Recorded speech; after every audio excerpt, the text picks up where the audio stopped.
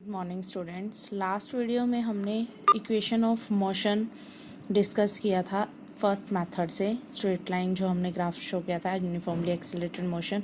अब next time हम discuss करेंगे graphical method, that means representation of motion. हम इसमें ग्राफिकल मेथड से शो करेंगे अपनी इक्वेशन ऑफ मोशन को। फर्स्ट है आपका डिस्टेंस टाइम ग्राफ।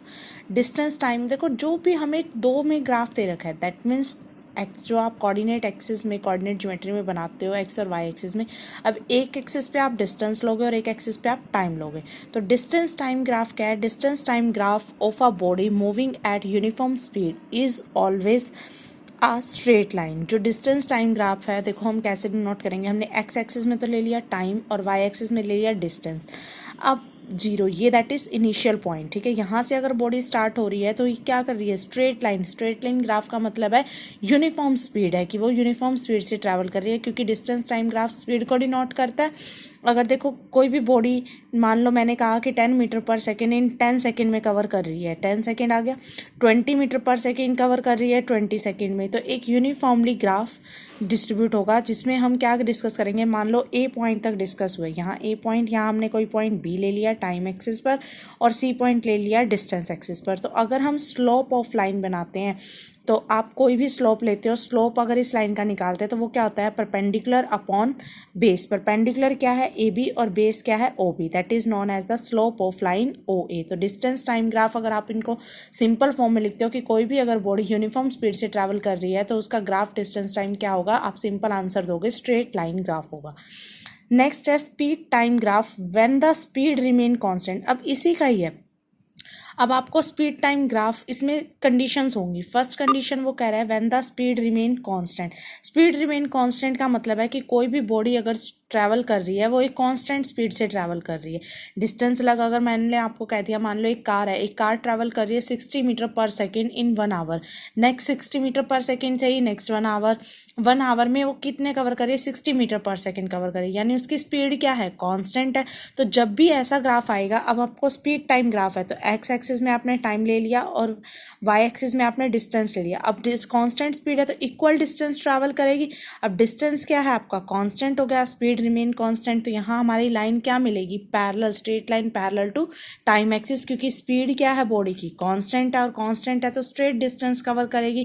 तो यहाँ हमारा ग्राफ कैसा बनेगा? Parallel to time axis. Now next, आप इसमें कैसे कवर करोगे? Speed distance upon time, distance speed into time. Speed अगर हम पॉइंट यहाँ से आप ग्राफ से देखो, अगर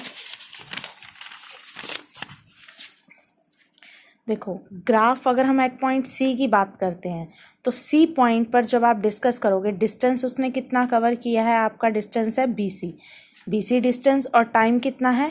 ए बी टाइम उसने कवर किया है। तो आप यहाँ स्पीड एट सी लिखोगे, सी बी डिस्टेंस, और सी बी किसके इक्वल है? हमारा ओ ए के। तो स्पीड एट सी क्या हो जाएगी? ओ ए, और टाइम एट सी ओ सी। ओ पॉइंट क्या है? जो आपका ये इनिशियल, जो यहाँ आपको ग्राफ में दिख रहा है, ओ ये पॉइंट है, राइट। तो डिस्टेंस क्या आ जाएगा? ओ A into O C, sorry, O A into O सी। अब देखो से देखो, O A into O C, length multiply breath, किसका एरिया होता है? रेक्टेंगल। तो यहाँ जो आपका डिस्टेंस आएगा, बॉडी ने जो डिस्टेंस ट्रैवल किया है वो किसके इक्वल आ जाएगा? Area of rectangle O A B C. ये चीज़ देखो, O A into O C is equal to area of rectangle O A B C. अब नेक्स्ट है कि when the speed changes at uniform rate. Constant का मतलब तो वहाँ ये था कि फिक्स कर दिया, तो डिस्टेंस फिक्स हो गया स्पीड अगर कांस्टेंट है। अब यहाँ कह रहा है कि स्पीड चेंज हो रही है यूनिफॉर्मली रेट से, यानी अगर 1 आवर में 60 मीटर पर सेकेंड है, नेक्स्ट 1 आवर में भी वही रहेगी, मतलब उतनी चेंजेस हो रहा है। तो time graph uniformly changes, straight line मिलेगा आपको। यूनिफॉर्म अगर रेट, कभी भी अगर ये याद रखना कि अगर कोई भी चीज़ यूनिफॉर्मली रेट से चेंज हो रही है तो उसका ग्राफ हमेशा आपको क्या मिलेगा? स्ट्रेट लाइन ग्राफ मिलेगा। और अगर कांस्टेंट है कि कोई चीज़ कांस्टेंट हो जाती है तो उसमें आपको हमेशा एक लाइन पैरेलल मिलेगी। वो डिपेंड करता है कि आप कौन सी चीज़ को कांस्टेंट रख रहे हो। तो एक्सेलरेशन, अब स्पीड में चेंज हो रहा है, चाहे यूनिफॉर्म होता है, तो जब चेंज इन स्पीड या चेंज इन वेलोसिटी की बात की जाए तो वहाँ क्या जनरेट होता है? Acceleration, change in speed divided by time. अब यहाँ देखो, एक ट्रैवल कर रहा है O टू P पॉइंट, तो यहाँ से हमने एक पॉइंट Q और R लेट कर रही है। चेंज इन स्पीड, स्पीड हम y एक्सिस में लेके चल रहे हैं, तो स्पीड में कितना चेंज आया, PQ डिवाइडेड बाय टाइम क्या हो जाएगा, OQ। तो ये क्या आ जाएगा, स्लोप ऑफ ग्राफ। अब अगर हमें डिस्टेंस कैलकुलेट करना है, डिस्टेंस किसके इक्वल होगा, एरिया ऑफ ट्रायंगल OPQ। और एरिया ऑफ ट्रायंगल का फॉर्मूला क्या होता है, इसे आप ये भी लिख सकते हो, area half of area of rectangle. और half of area of rectangle निकालोगे तो एरिया ऑफ रेक्टेंगल क्या आ जाएगा, जब आप एरिया ऑफ रेक्टेंगल निकालोगे OR इंटू OQ, तो यहाँ से क्या आ जाएगा, OR इंटू OQ, यहाँ पे OR आएगा, तो ये half of area of triangle. तो ये OR, देखो OR इंटू OQ। अगर इसे इन शॉर्ट फॉर्म में लिखूँ मैं 1/2 इंटू, अब जो आपकी OR है वो किसके इक्वल है, PQ के इक्वल है, इंटू जो OQ है एज इट इज लिख दो। तो ये क्या आ गया मेरा, एरिया ऑफ ट्रायंगल नहीं आ गया, एरिया ऑफ ट्रायंगल OPQ। यानी यहाँ डिस्टेंस जब यूनिफॉर्मली स्पीड चेंज हो रही है तो डिस्टेंस किसके इक्वल होगा, एरिया ऑफ ट्रायंगल के इक्वल होगा। नेक्स्ट पॉइंट है speed time graph when initial speed is not zero.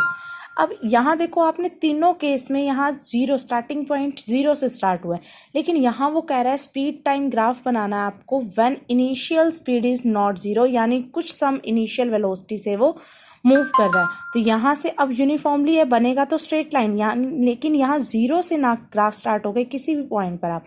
अब यहाँ जब हम डिस्टेंस ट्रैवल बाय बॉडी निकालेंगे तो वो देखो क्या बनेगा, यहाँ से ट्रैवल किया हमने एक कंस्ट्रक्शन से ये मटेरियल है, तो ये किसकी शेप बन रही है, एरिया ऑफ ट्रेपीजियम OBCA। और एरिया ऑफ ट्रेपीजियम का फॉर्मूला क्या होता है, sum of parallel side into height divided by 2। तो यहाँ जब आप डिस्टेंस निकालोगे, ट्रेपीजियम का फॉर्मूला, पैरेलल साइड क्या है OB एंड AC, तो OB plus AC divided by 2 into height क्या हो जाएगी OA। तो ये क्या आ जाएगा, distance travel by body when initial speed is not zero. Last graph है आपका speed time graph when speed changes non uniform.